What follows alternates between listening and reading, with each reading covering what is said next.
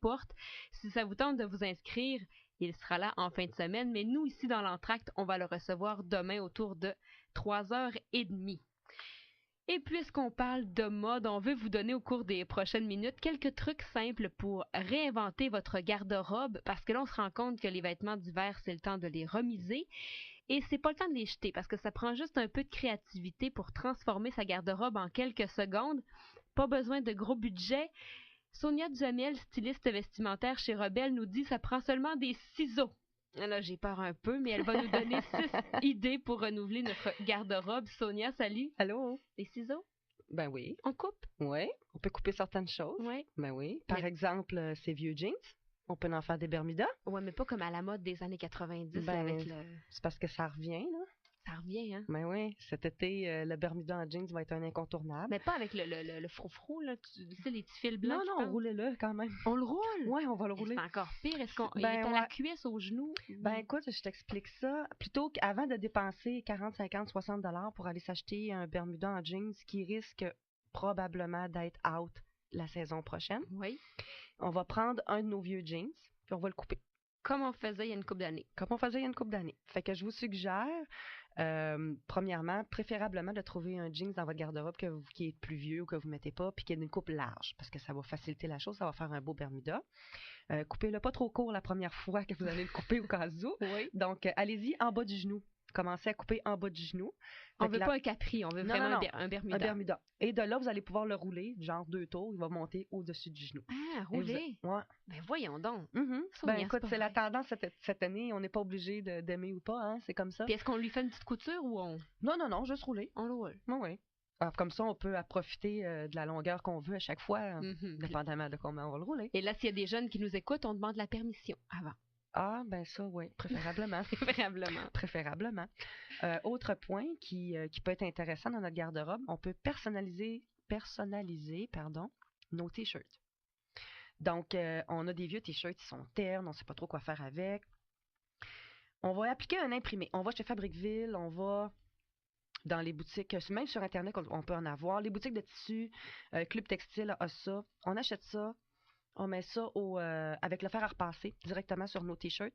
Donc, ça fait des décals qu'on peut mettre dessus. C'est un peu comme le concept en ce moment de la mode des stickers là, sur les murs. Oui, exactement. C'est les décalques sur les chandails. Même chose. Mais le problème, souvent, avec nos chandails, quand on veut plus les porter, c'est pas qu'ils sont trop ternes, c'est qu'ils sont trop courts. Ça, c'est un problème. À ce moment-là, quand on a des jeunes ados, on pose des imprimés dessus et on leur donne nos t-shirts. Ah, c'est bon. Donc, c'est un moyen de les recycler si on veut, puis nos jeunes filles vont les porter pendant l'été. Pour elles, ils seront pas trop courts, mais pour nous, des fois, ils le sont parce qu'effectivement, quand on a acheté des t-shirts qui sont vraiment juste à la bonne longueur, à force de laver, ben ils raccourcissent.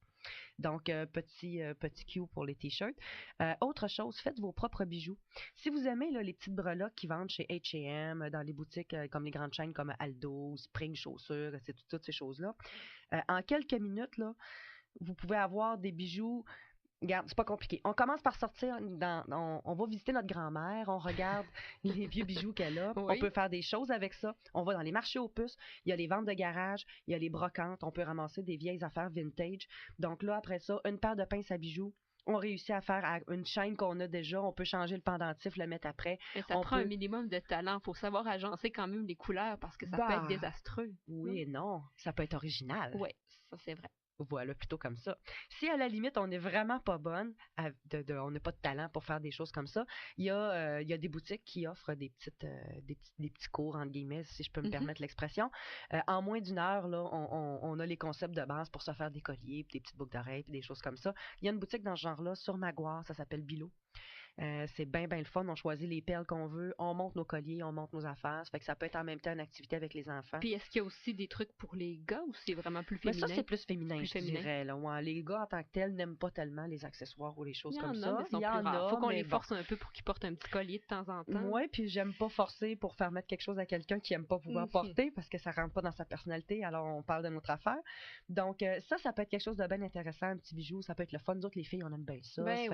Ça peut faire passer des fois une petite journée pluvieuse, on ne sait pas quoi faire, on fait ça.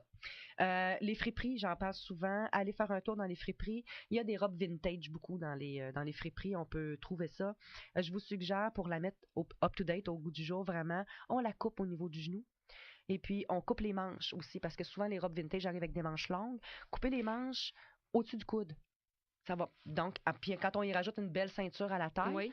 au genou, avec vraiment pour la longueur, Mhm. au-dessus du coude, ça fait une belle robe à la Audrey Hepburn un peu, là. Oui. Puis c'est très joli. Et Sonia, tu veux dire quoi quand tu parles de robes vintage? Ben, c'est des robes vraiment qui vont dater là, des années 50, des années 40. Des fois, des grands-mères font le ménage de leurs vieilles affaires puis envoient ça. Ben, c'est des petits trésors, ça, des fois. Il y a des belles robes là, dans ces années-là. Tu parles de friperie, il y a un nouveau village des valeurs qui va ouvrir dans le coin de Le Bourgneuf ici prochainement. Ça, c'est bien. Des fois, aller jeter un œil, on dit que c'est des choses qui sont inutiles puis que c'est plus ou moins beau, quoi que ce soit. Oui, mais des fois, quand on fouille, on cherche des petites choses particulières. On peut modifier nos vêtements. Une manche d'un veston, on peut la mettre sur un autre, enlève la manche d'un autre vêtement, on la met à la place, ça fait une autre manche colorée. Tu sais, des fois, il y a une question de créativité un petit peu, là. Il y a de quoi s'amuser avec des vêtements de seconde main. Donc, pour la petite robe vintage, ajoutez-y une belle ceinture. Vous allez voir vraiment la différence. Là. Ça va, en même temps, ça va affiner la silhouette. Vous allez trouver ça bien beau. Faites votre propre chemise, robe-chemise, pardon, avec une chemise d'homme. On sait que c'est une grosse tendance cette année. Là, encore. pour les femmes, on va porter les chemises d'hommes. On va porter les chemises d'hommes. C'est la tendance cette année. La robe-chemise, c'est vraiment la mode. Donc, une façon économique d'adopter cette tendance-là, c'est on prend une chemise extra large à notre chum, on y met une ceinture, puis on porte ça avec un legging coupé en bas du genou. Là. Non. Puis si tu veux vraiment, ben oui, mais qu'est-ce que tu veux? Ça me prend toujours. Verras pas ça. Ça me prend 6 mois, 1 an pour m'habituer. Ouais, puis ça, c'est encore une autre affaire, probablement qu'il restera pas longtemps. Ça fait que tu vas être correct, tu le porteras pas. Je peux passer par-dessus, peut-être. Ouais, c'est ça. Mais mettez-y